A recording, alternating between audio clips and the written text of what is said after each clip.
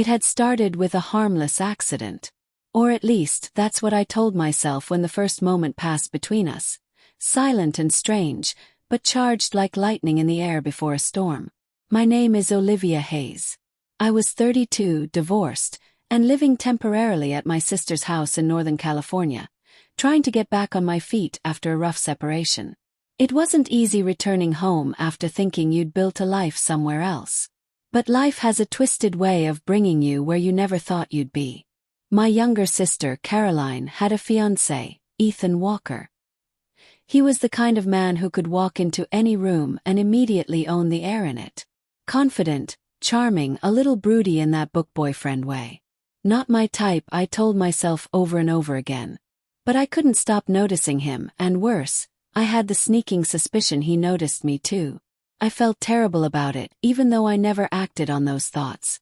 He was hers. And I was her sister. Still, the house was small and I saw a lot more of Ethan than I wanted to.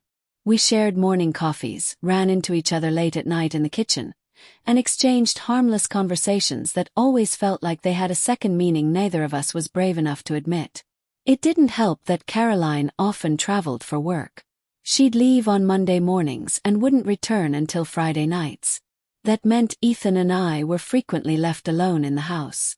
One night changed everything. It was Thursday. Rain beat gently against the windows, and the house was unusually quiet. Caroline had called to say she was stuck out of town for one more day. Ethan had made dinner for both of us: steak, salad, and roasted potatoes. We laughed, drank wine, and talked for hours like old friends instead of the people we were supposed to be. When the evening winded down, I told him good night and headed to my bedroom. I slipped out of my clothes, left on just an oversized shirt, and crawled under the covers. I couldn't sleep. My body was warm, but it wasn't the wine. It was the way he'd looked at me at dinner. The way his hand lingered just a second too long when he passed me the salt. I couldn't erase the subtle tension that hummed between us like a string pulled taut. And maybe, just maybe, I didn't want to. I must have drifted off because I startled awake to the sound of my bedroom door creaking open. My heart skipped as I turned slightly under the covers, just enough to peer through half-lidded eyes. It was Ethan. I didn't say anything. I didn't move. Maybe I should have said his name. Maybe I should have stopped him. But I didn't. I wanted to know what he would do. What he wanted to do. He stood there for a moment just watching. His chest rose and fell slowly, like he was at war with himself. Then, as if surrendering to something too powerful to fight, he stepped inside and quietly shut the door behind him. My breath caught in my throat as he walked toward the bed. His hands trembled slightly as he reached down, brushing a loose strand of hair away from my face. His fingers barely grazed my cheek, so light it could have been a dream. I could smell his cologne, clean, masculine, dangerously familiar. I felt him sit at the edge of the bed, one hand resting on the blanket covering my thigh. He hesitated again, his touch gentle, almost reverent. Maybe he thought I was asleep. Maybe he needed to believe that, so he wouldn't feel like he was crossing a line. But I was very much awake, and I let him keep going.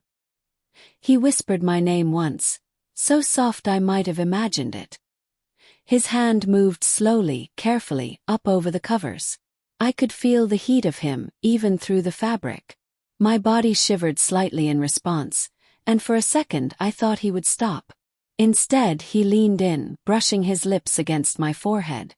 It was a kiss of guilt, of longing, of everything we weren't supposed to feel. Then, without a word, he stood and quietly left the room. I stared at the ceiling for what felt like hours, heart pounding in my chest like a warning bell. What had just happened? Nothing. And yet everything. He didn't touch me in any real way. But that moment, it was more intimate than anything I had felt in years. The next morning we didn't talk about it. We acted normal. He made coffee. I made toast. But our eyes kept meeting, and in that silence, everything screamed. That Friday night, Caroline returned, unaware of the invisible war raging between her sister and her fiancé. She greeted us both with hugs and kisses, like nothing had changed. But everything had. The following weeks were unbearable. The looks, the tension, the way he started staying out longer, then coming home and checking on me like he couldn't help himself. I began to avoid him, ashamed of how much I wanted something I could never have. Then one night he came to my room again, but this time I sat up. "You can't keep doing this," I said, voice barely above a whisper. "I know," he said, standing there like a man defeated. "But I can't stop thinking about you." My heart ached with guilt and desire. "She's my sister, Ethan. You're going to marry her." He walked closer. "Do you love me?" I shook my head. "That doesn't matter." "It does to me." I looked up at him, eyes glassy. "You're supposed to love her." "I thought I did," he whispered, "until you walked into this house." We didn't kiss. We didn't touch. But in that moment, I knew we were already too far gone. That weekend, Caroline announced she was postponing the wedding. She didn't say why, only that she felt like something was off. Ethan didn't protest. He just nodded, his eyes flicking toward me. Eventually I moved out. It was the right thing to do, for her, for him, for me. We never spoke of that night again.